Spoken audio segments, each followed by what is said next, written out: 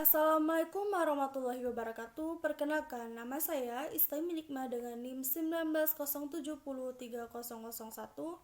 mahasiswi Prodi Biologi Fakultas Sains dan Teknologi Universitas Islam Negeri Araniri, Banda Aceh. Pada video kali ini dibuat untuk memenuhi ujian tengah semester mata kuliah Ekologi Perairan dengan dosen pengampu Bapak Ilham Zulfahmi, MSI, yaitu dengan meresum dari webinar yang berjudul Biodiversitas Akuatik Sungai Mahakam, Konservasi Ekowisata, dan Pemanfaatan Berkelanjutan. Dapat kita ketahui bahwa Sungai Mahakam ini memiliki panjang sekitar 920 km dengan luas daerah aliran 77.090 km kubik. Nah, pada Sungai Mahakam ini terdapat 3 buah danau, yaitu adanya Danau Semayang, Danau Jempang, dan Danau Melintang. Nah, dari ketiga danau ini berfungsi sebagai resapan atau penghambat lajunya air menuju outlet ke Sungai Mahakam. Selanjutnya, adapun beberapa kegiatan yang dilakukan di Sungai Mahakam ini yaitu transportasi kapal penumpang dan barang, penangkapan ikan, pembalakan hutan, permukiman, pertanian, perkebunan kelapa sawit, tambang batu bara, minyak dan gas alam. Nah, selanjutnya adapun dampak dari kegiatan tersebut yaitu erosi yang berlanjut pada sedimentasi, pendangkalan, penyusutan debit air besar-besaran, banjir, pencemaran air, serta terjadinya perubahan kualitas air. Adapun jumlah spesies yang ditemukan yaitu 147 spesies di Sungai Mahakam, 33 spesies di Semayang dan Melintang, 80 spesies di mangrove, 24 spesies di Danau Semayang, 131 spesies di Delta Mahakam, 21 spesies di Tanjung Una, dan 26 spesies di Mahakam Hulu. Nah, selanjutnya terdapat juga beberapa ikan endemik yang ada di Sungai Mahakam. Endemisme sangat tinggi karena distribusi biografisnya sangat unik. Nah, selanjutnya sejarah geologis ini menunjukkan bahwa sungai ini terisolasi, yaitu tidak pernah terhubung dengan sungai lain pada zaman es, tidak seperti Sungai Kapuas yang berkaitan dengan Sungai Sumatera. Selanjutnya, endemisme banyak di Ritron, belum diketahui. Penelitiannya banyak di daerah Polamon Hilir. Selanjutnya ada konservasi, yaitu spesies apa saja sih yang perlu dilindungi.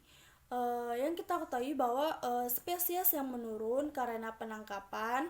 Selanjutnya ada spesies yang peka terhadap pencemaran, yang habitatnya rusak atau berubah, serta spesies yang hidupnya dan habitatnya ini spesifik, dan spesies yang endemik. Nah, untuk spesies yang dilestarikan itu adalah spesies yang masuk dalam daftar merah IUCN.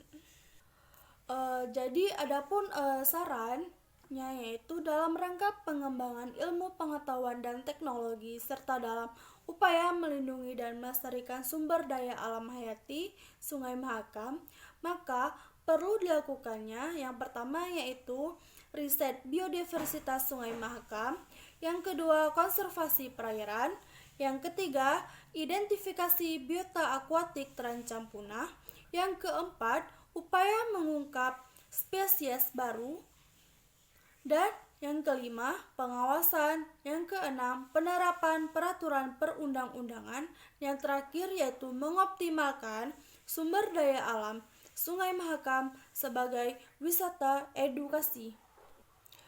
Selanjutnya adapun konservasi pesut di Sungai Mahakam Kalimantan Timur, dapat kita ketahui bahwa pesut ini sangat dilindungi oleh Indonesia, yaitu dengan Undang-Undang Nomor 5 Tahun 1990, yang mana pesut ini seperti lumba-lumba dan paus.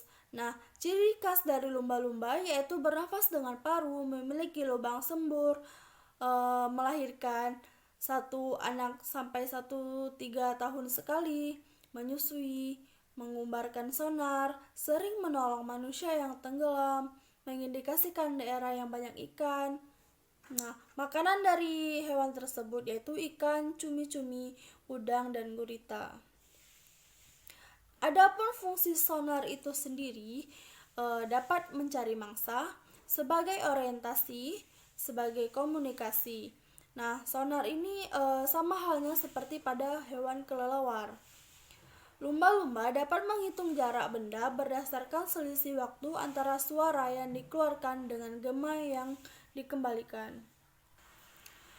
Pesut mahakam adalah lumba-lumba air tawar. Saat ini terdapat 7 jenis lumba-lumba dengan populasi air tawar di sungai-sungai di Asia Tenggara dan Amerika Selatan, yaitu ada Sungai Ganges Indus, Sungai Amazon, Sungai Yangtze, dan Sungai Mahakam.